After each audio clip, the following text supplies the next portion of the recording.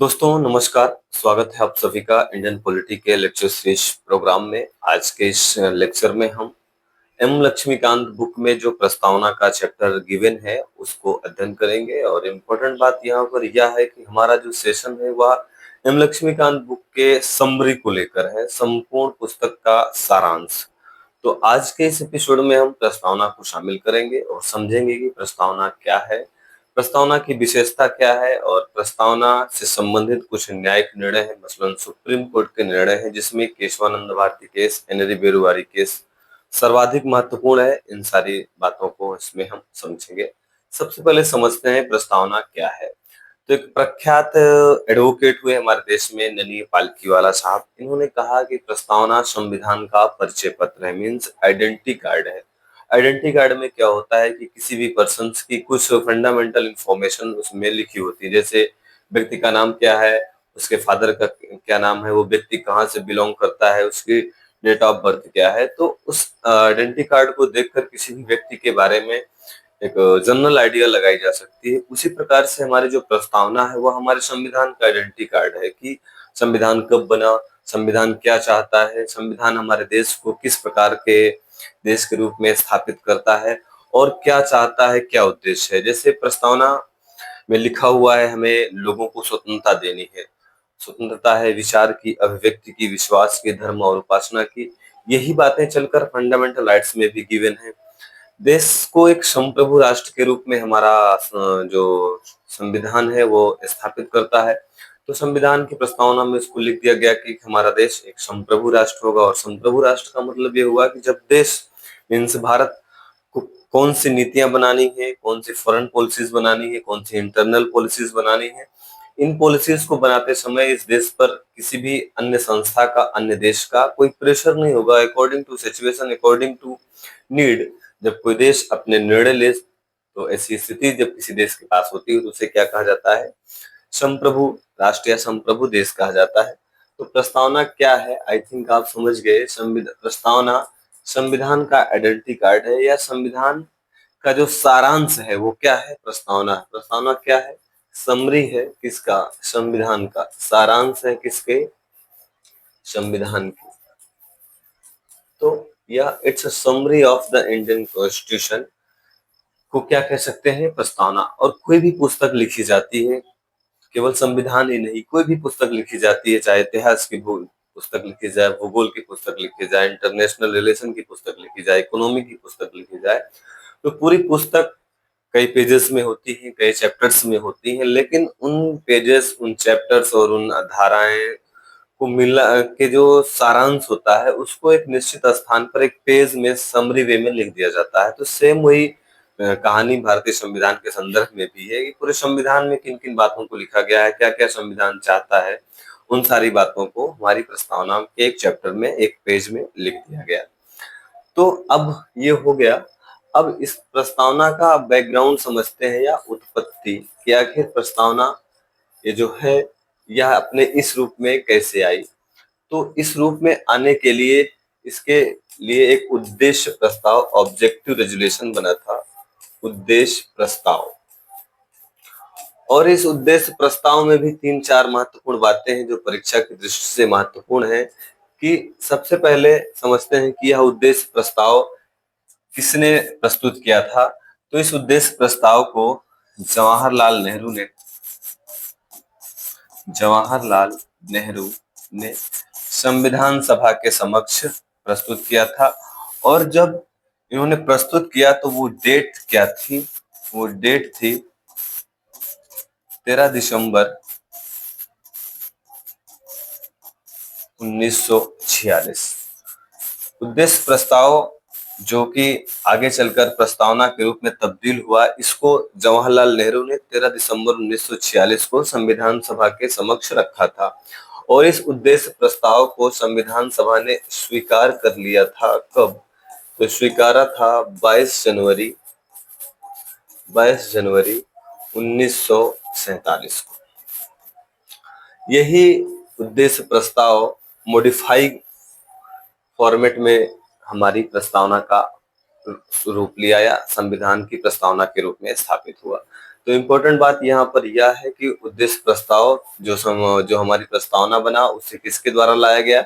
जवाहरलाल नेहरू के द्वारा लाया गया। कब लाया गया? 13 दिसंबर 1946 को। और इस उद्देश्य प्रस्ताव को संविधान सभा के द्वारा स्वीकार कर लिया गया 22 जनवरी 1947 को। ये इम्पोर्टेंट बात है। अब समझते हैं जो एम लक्ष्मीकांत बुक में प्रस्तावना की कुछ महत्वपूर्ण विशेषताओं को लिखा गया है। तो कुछ महत्वपूर्ण विशेषताओं को समझते हैं। महत्वपूर्ण विशेषता को, पहली विशेषता यह है कि यह भारत के या राज्य की प्रकृति को बताता है। राज्य की प्रकृति को बताता है। यहाँ पर राज्य का मतलब जो ये होता है, जब हम संविधान पढ़ते हैं या अंतरराष्ट्रीय संबंधों को पढ़ते हैं या इंटरनल या पॉलिटिक्स की बुक्स पढ़ते हैं, तो उसमें राज्य इक्वल होता है देश के। मतलब राज्य को ही क्या कहा जाता है? देश को। नेशन को ही स्टेट भी बोला जाता है। हाँ, प्रशासनिक सुविधा की दृष्टि से जब किसी भी देश के भूभाग को कई भागों में विभक्त कर दिया जाता है, तब उस भी जो विभाजित भाग है उनको भी राज्य बोला जाता है। लेकिन जब हम इंटरनेशनल पॉलिटिक्स या पॉलिटिक्स का अध्ययन करते हैं, तो वहाँ राज्य का मतलब देश होता है। कंफ्यूज नहीं करना है। तो प्रस्तावना हमारे राज्य के प्रकृति को बताती है और पहली प्रकृति बताती है, नेचर बताती है कि भारत एक संप्रभु राष्ट्र होगा, सॉवरेन कंट्री होगा। संप्रभु का मतलब हमने बताया कि जब किसी देश पर किसी दूसरे व्यक्ति का या दूसरी संस्था का या दूसरी देश का कोई दबाव न हो, दबाव मुक्त होकर अपनी आवश्यकता के अनुसार जब कोई देश अपना निर्णय ले, तो ऐसी स्थिति, ऐसी शक्ति, ऐसा प्राधिकार किसी भी देश की संप्रभुता कहलाती है। और इस संप्रभुता में आंतरिक संप्रभुता, इंटरनल सॉवरेनिटी और एक्सटर्नल बाह्य संप्रभुता दोनों शामिल होती है। आंतरिक संप्रभुता का मतलब कि जो भारत की टेरिटरी है, उस टेरिटरी से रिलेटेड कोई भी नियम, रूल, रेगुलेशंस लाने हैं, तो वह देश अपनी आवश्यकता के अनुसार वह नियम, रेगुलेशंस ला सकता है। और एक्सटर्नल अफेयर में खास करके जो विदेश नीति है उसका निर्धारण करने में, जब देश अपनी आवश्यकता के अनुसार बिना किसी दबाव के अपना निर्णय ले सके, अपने लिए पॉलिसीज बना सके, तो क्या कहा जाएगा? संप्रभु राष्ट्र कहलाएगा। 1947 के पहले भारत संप्रभु राष्ट्र नहीं था, क्योंकि हम किसके कॉलोनी थे? यूरोप, और खास करके हम ब्रिटेन के कॉलोनी थे। तो हमारे निर्णय कौन लेता था? हमारे निर्णय ब्रिटेन की सरकार के द्वारा लिए जाते थे। जैसे एक फेमस एग्जाम्पल है सेकेंड वर्ल्ड वार का। द्वितीय विश्व युद्ध के समय क्या हुआ था? द्वितीय विश्व युद्ध के समय भारत इस विश्व युद्ध में शामिल नहीं होना चाहता था, फिर भी ब्रिटिश सरकार ने हमें शामिल कर दिया था हमारी इच्छा के विरुद्ध। क्यों? क्योंकि हमारे पास संप्रभुता नहीं थी। तो संप्रभुता डोनेट करती है या रिफ्लेक्ट करती है एक ऐसी अथॉरिटी या ऐसी शक्ति के बारे में कि कोई देश के ऊपर कोई अन्य शक्ति नहीं है, कोई अन्य प्राधिकार नहीं है, देश अपनी आवश्यकता के अनुसार निर्णय लेगा। हमारी प्रस्तावना राज्य के या हमारे देश की जो अगली प्रकृति बताती है, वह यह बताती है कि भारत एक समाजवादी राज्य होगा। क्या? समाजवादी। वैसे तो समाजवाद या समाजवादी जो शब्द है, इसके जो अर्थ हैं वो भिन्न भिन्न विद्वानों के द्वारा भिन्न भिन्न देशों में अलग अलग है। लेकिन भारतीय संदर्भ में जिस समाजवाद की परिकल्पना की गई है, उसमें यह है कि देश में गरीबी नहीं रहेगी, देश में कोई असहाय है, वंचित है, शोषित है, पीड़ित है, तो उसके उत्थान के लिए राज्य स्टेप लेगा।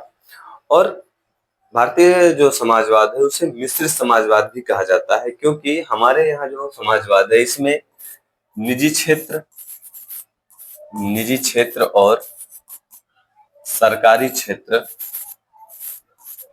सरकारी क्षेत्र दोनों का अस्तित्व है। और दोनों मिलकर हमारे देश में उत्पादन का कार्य करते हैं, मैन्युफैक्चरिंग का कार्य करते हैं।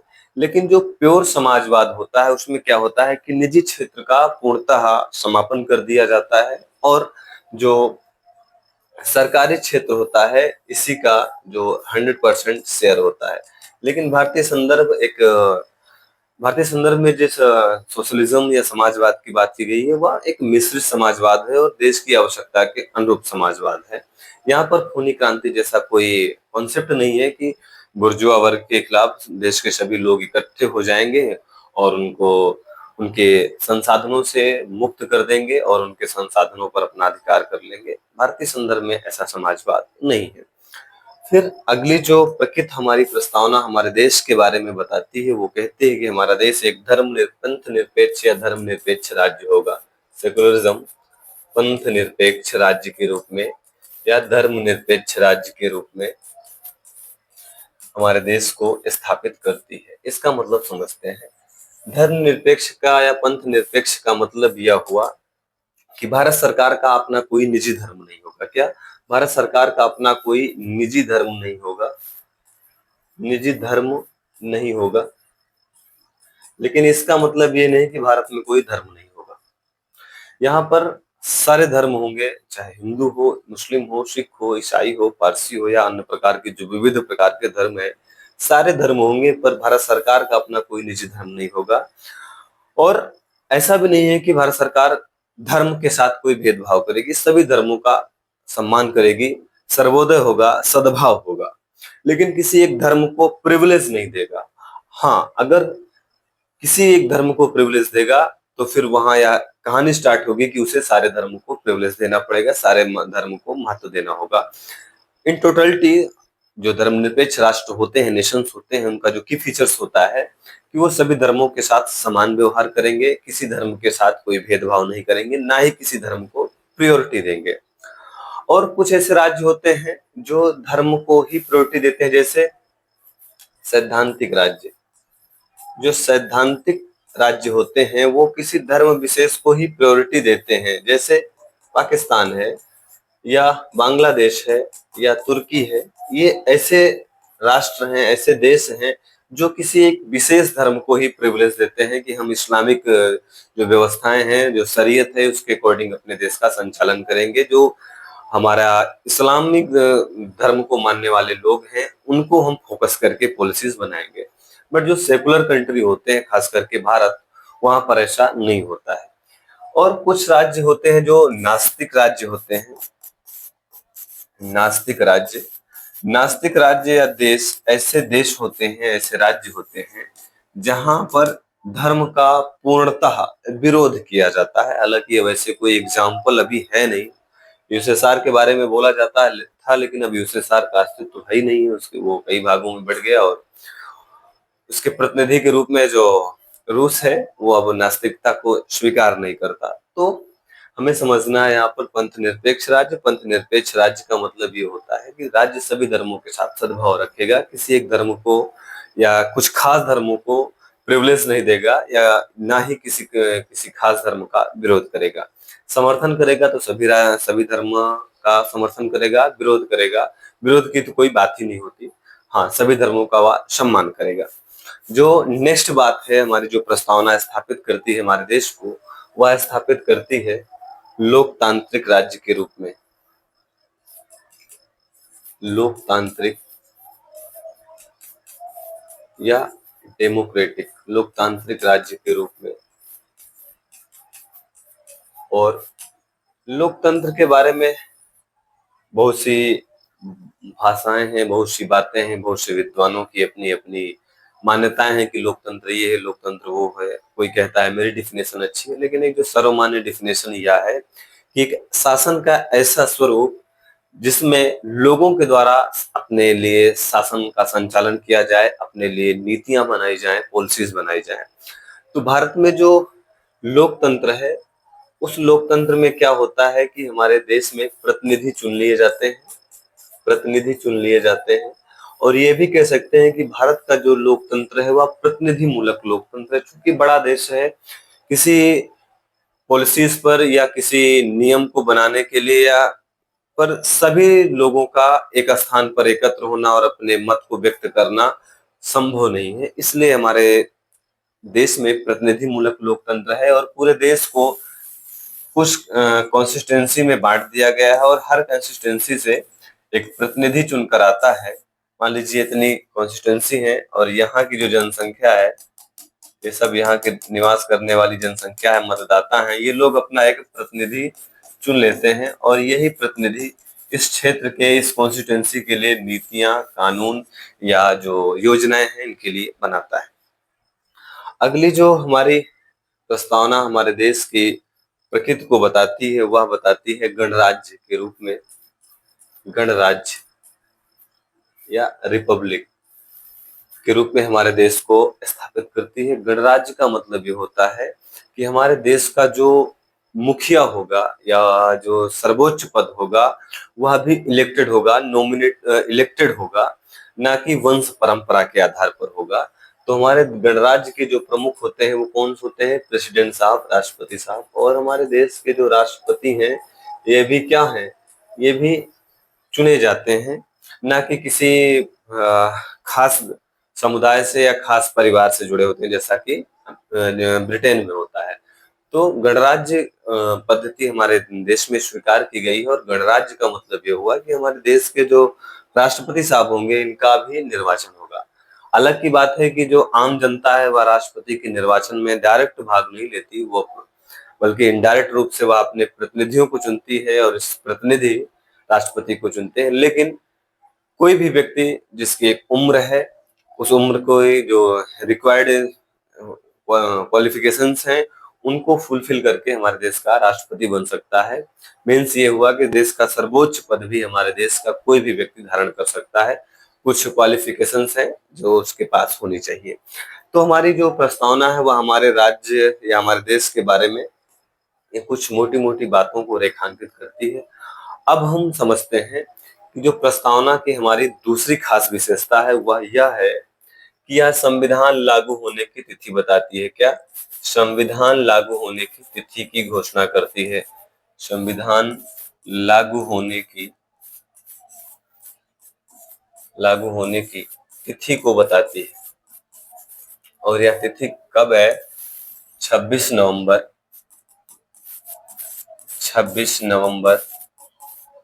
1949। तो प्रस्तावना बताती है कि हमारे देश में जो संविधान है वो कब लागू हुआ? 26 नवंबर 1949 को। और 26 नवंबर 1949 को ही संविधान दिवस के रूप में भी मनाया जाता है। या अब अगली महत्वपूर्ण बात समझते हैं कि प्रस्तावना बताती है कि संविधान का उद्देश्य क्या है। तो संविधान का उद्देश्य क्या है? संविधान के उद्देश्य को बताती है। तो यह बताती है कि संविधान का उद्देश्य है लोगों को न्याय प्रदान करना, न्याय प्रदान करना। और हमारी प्रस्तावना लोगों को 3 प्रकार के न्याय प्रदान करती है। सामाजिक न्याय, सामाजिक न्याय, आर्थिक न्याय और राजनीतिक न्याय, पॉलिटिकल राइट, जस्टिस। अब तीनों को समझते हैं। सामाजिक न्याय का मतलब यह हुआ कि इसका जो की फीचर्स है सामाजिक न्याय का या सोशल जस्टिस का, वह यह है कि समाज में रहने वाला प्रत्येक व्यक्ति इक्वल है, समान है। चाहे वह किसी भी जाति का हो, किसी भी जेंडर का हो, किसी भी स्थान का हो, सबकी गरिमा समान है। कोई उच्च न है न कोई निम्न है। उच्च है तो सारे उच्च हैं, निम्न है तो सारे निम्न हैं। ना कोई सुपीरियर है ना कोई इंफीरियर है, ना कोई जेंडर इंफीरियर है ना कोई जेंडर सुपीरियर है। तो सामाजिक न्याय का मतलब ये हुआ समाज में रहने वाला प्रत्येक व्यक्ति इक्वल है। उसके साथ उसकी स्थिति, उसकी जाति, उसके मजहब या उसके जेंडर के आधार पर कोई भेदभाव नहीं होगा। ऐसी व्यवस्था क्या कहलाती है? सामाजिक न्याय की कहलाती है। आर्थिक न्याय का मतलब ये हुआ कि कोई व्यक्ति गरीब है या तो उसके साथ किसी भी प्रकार की ज्यादती नहीं होगी। कोई अमीर है तो उसे कोई स्पेशल प्रिविलेज नहीं दिया जाएगा। ये नहीं कि कोई अमीर है तो वही राष्ट्रपति का चुनाव लड़ सकता है, या कोई व्यक्ति पैसे वाला नहीं है तो वो राष्ट्रपति का चुनाव नहीं लड़ सकता, ऐसा नहीं है। आर्थिक न्याय का एक पहलू ये है। दूसरा पहलू आर्थिक न्याय का यह है कि देश में जो रिसोर्सेज हैं इस पर सभी लोगों का इक्वल राइट्स है। ये नहीं कह सकता कि हम श्रेष्ठ हैं इसलिए है देश के जो आर्थिक संसाधन है उस पर हमारी जो भागीदारी है वो पहले नहीं। देश के जो भी रिसोर्सेज हैं उन पर सभी की समान भागीदारी है। राजनीतिक न्याय का मतलब ये हुआ, जैसे भी हमने बताया कि अपने देश में लोकतांत्रिक व्यवस्था है और लोकतांत्रिक व्यवस्था में जनता का शासन होता है और जनता शासन के प्रत्येक स्टेज पर भागीदारी कर सकती है, वोट कर सकती है। तो राजनीतिक न्याय का मतलब एक ऐसा न्याय की व्यवस्था है जहां पर लोगों को समान रूप से राजनीतिक न्याय प्रदान किए गए हैं, उनके जाति, उनके धर्म, उनके जेंडर के, उनके जन्म स्थान के आधार पर कोई भेदभाव ना हो। ऐसी व्यवस्था क्या कहलाएगी? राजनीतिक न्याय की व्यवस्था कहलाएगी। प्रस्तावना हमारे लोगों को स्वतंत्रता प्रदान करती है और स्वतंत्रता का मतलब क्या हुआ कि लोगों की गतिविधियों पर अनावश्यक रोक टोक का अभाव। मीन्स कोई व्यक्ति कोई कार्य करना चाहता है और उस पर अनावश्यक रोक टोक ना हो तो क्या कहलाया जाएगा? स्वतंत्रता। और ये जो स्वतंत्रता है, जो प्रस्तावना में है, 5 प्रकार की स्वतंत्रता दी गई है। पहली है विचार, अभिव्यक्ति, अभिव्यक्ति, विश्वास, धर्म और उपासना। ये 5 प्रकार की जो स्वतंत्रता है वह लोगों को प्रस्तावना प्रदान करती है। और इस बातों को हमने आपको बताया समरी वे में। आगे अभी फंडामेंटल राइट्स जब हम पढ़ेंगे तो वहां पर इसका विस्तार से हमें अध्ययन करना है, तो बातों को हम आगे भी पढ़ेंगे। और हमारी जो स्वतंत्रता है वह लोगों को समता प्रदान करती है। समता, इक्वलिटी। समता का मतलब क्या हुआ कि हमने आपको बताया कि कोई व्यक्ति किसी भी जाति का है, किसी भी धर्म का है, किसी भी जेंडर का है या किसी भी जन्म स्थान का है, काला है, गोरा है, ये सब एक विभाजन के आधार हैं। लेकिन इन विभाजन के आधार पर किसी भी प्रकार का जब भेदभाव नहीं होगा तो ऐसी व्यवस्था क्या कहलाएगी? समता मूलक। तो हमारी प्रस्तावना सभी लोगों में समानता स्थापित करती है और बंधुत्व की भावना, मतलब ब्रदरहुड की भावना का स्प्रेड करती है। अब प्रस्तावना की जो अगली विशेषता है वह यह है कि यह संविधान के अधिकार का स्रोत बताती है। मीन्स संविधान को शक्ति कहाँ से मिलती है? तो संविधान को जो शक्ति है वह लोगों से मिलती है, क्योंकि हम भारत के लोग से ही हमारी प्रस्तावना स्टार्ट होती है। अब प्रस्तावना और सुप्रीम कोर्ट के निर्णय को समझते हैं। प्रस्तावना पर सुप्रीम कोर्ट के प्रस्तावना पर सुप्रीम कोर्ट के निर्णय, प्रस्तावना versus supreme court. Supreme court का एंगल इन्वॉल्व कैसे हुआ? उसके लिए पहला जो प्रश्न आया वह यह था कि क्या प्रस्तावना संविधान का भाग है अथवा नहीं।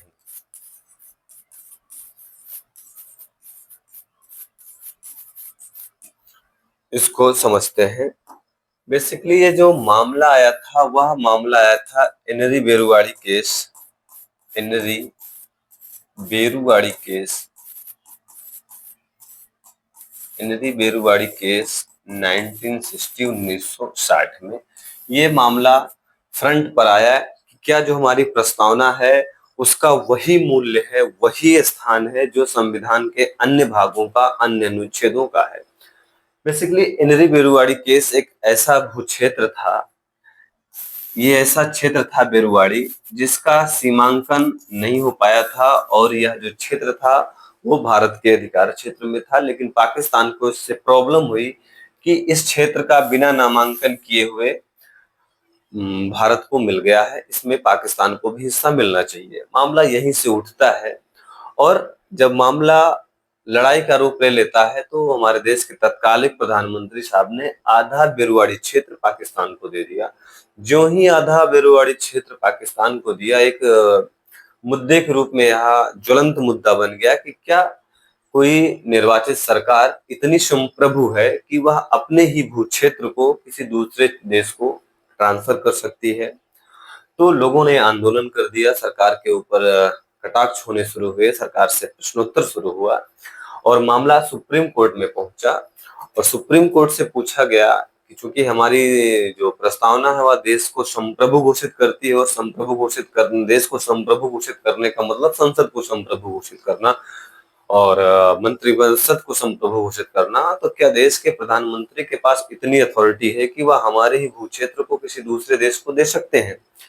तो इसमें सुप्रीम कोर्ट ने कहा कि देखिए, जो प्रस्तावना है वह संविधान के भाग के रूप में नहीं है, इसलिए इस डिबेट को यहाँ से क्या हो गया, समाप्त कर दिया गया। लेकिन सुप्रीम कोर्ट ने यह जरूर कहा कि अगर किसी भू क्षेत्र को किसी देश को ट्रांसफर करना है तो इसके लिए बाकायदा संसद में कानून बनाया जाए।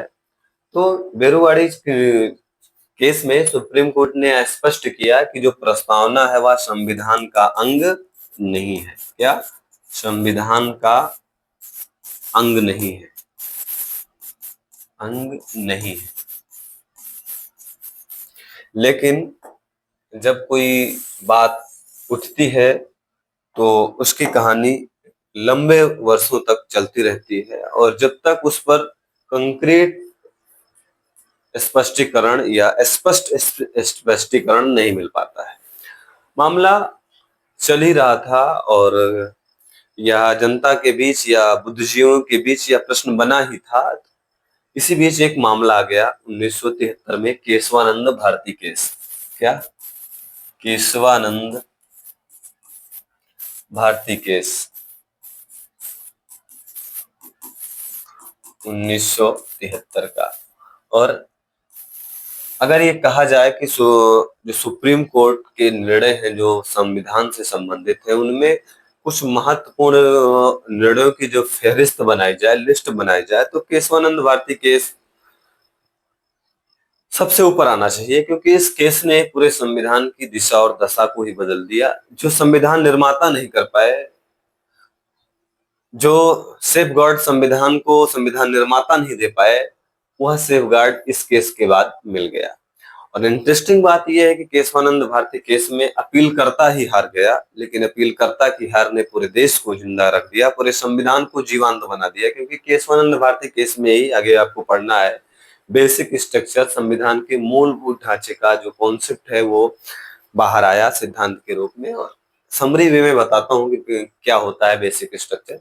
बेसिक स्ट्रक्चर एक प्रगतिशील विचार के रूप में अवधारणा है जिसका प्रतिपादन सुप्रीम कोर्ट ने केशवानंद भारती केस 1973 में किया। और इसमें सुप्रीम कोर्ट ने कहा कि संसद जो है हमारी अनुच्छेद 368 का प्रयोग करके पूरे संविधान में कहीं भी कोई संशोधन कर सकती है, कोई प्रोविजन डिलीट कर सकती है या कोई प्रोविजन ऐड ऑन कर सकती है। लेकिन संसद को संविधान संशोधन करते समय इस बात का ध्यान रखना होगा कि संविधान में कुछ ऐसे की फीचर्स हैं जिनको वह डिलीट नहीं कर सकती, ना ही संविधान में कोई ऐसा प्रोविजन ऐड ऑन कर सकती है जिससे जो आर्टिकल्स या व्यवस्थाएं या प्रोविजंस संविधान में लिखे गए हैं वो डेड कर जाएं।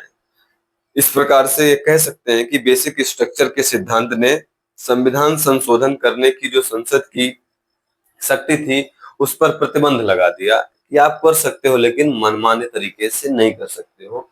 तो केशवानंद भारती केस में अब तक की सबसे बड़ी बेंच बैठी, 13 जजों की बेंच थी। और इस बेंच का जो निर्णय था बेसिकली वो संपत्ति के मूल अधिकारों से संबंधित था, लेकिन उसमें अड़े हाथ या एक एंगल के रूप में प्रस्तावना आ गई। और इसमें भी वही प्रश्न उठा कि क्या प्रस्तावना संविधान का भाग मानती है सुप्रीम कोर्ट, या अपने पूर्व निर्णय बेरुवाड़ी केस से ही वह साम्यता रखती है। तो सुप्रीम कोर्ट ने इसमें स्पष्ट किया कि जो प्रस्तावना है वह संविधान का अंग है। प्रस्तावना को संविधान के अंग के रूप में या पार्ट के रूप में स्वीकार कर लिया।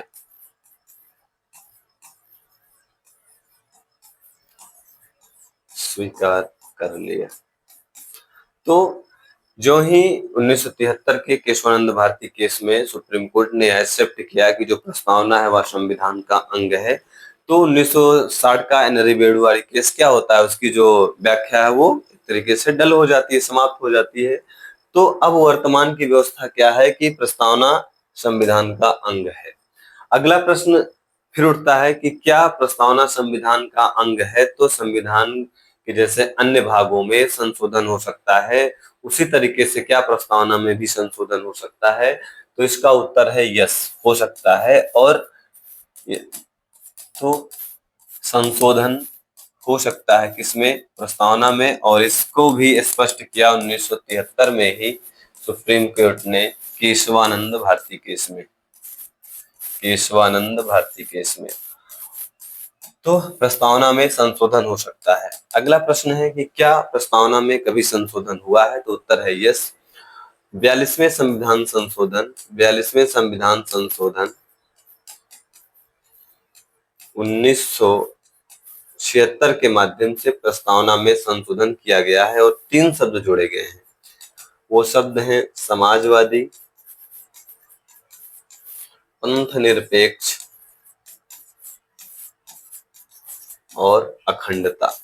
ये 3 शब्द 42वें संविधान संशोधन के माध्यम से 1976 में प्रस्तावना में जोड़े गए हैं और अभी तक प्रस्तावना में केवल एक बार ही संशोधन हुआ है। वो कब हुआ है? 1976 में 42वें संविधान संशोधन के माध्यम से, और 3 शब्द जोड़े गए हैं, वो है समाजवादी, पंथ निरपेक्ष और अखंडता। तो आई थिंक प्रस्तावना से रिलेटेड हमने एक समरी वे में आप तक ये क्लास डिलीवर की। उम्मीद है कि आपको क्लास समझ में आई होगी। प्रस्तावना में 3-4 बातें मोटी-मोटी हमेशा याद रखनी चाहिए कि प्रस्तावना उद्देश्य प्रस्ताव पर आधारित है, जिसे 13 दिसंबर 1946 को देश के प्रथम प्रधानमंत्री पंडित जवाहरलाल नेहरू ने संविधान सभा के समक्ष रखा था और संविधान सभा ने 22 जनवरी 1947 को इसको स्वीकार कर लिया।